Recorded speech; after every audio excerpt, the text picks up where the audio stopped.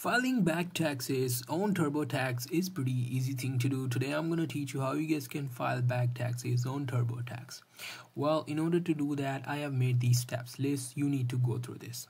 So the first step is gather documents. You just have to collect your W2s, 1099s and receipts for deductions of for the year you need to file.